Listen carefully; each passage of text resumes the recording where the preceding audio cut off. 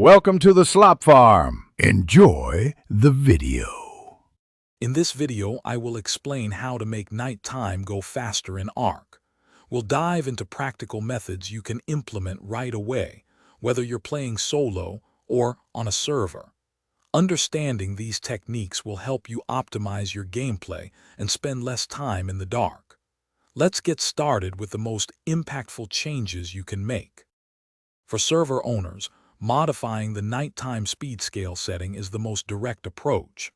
This value dictates how quickly night passes relative to day. For instance, setting it to 3 will make the night cycle 3 times faster than its default speed. You can also adjust day cycle speed scale to control the overall passage of time, affecting both day and night proportionally. Experiment to find your preferred balance. If you're playing solo or on a non-dedicated server, using a bed or sleeping bag is a simple way to skip the night. When you interact with one, you'll have the option to sleep until morning.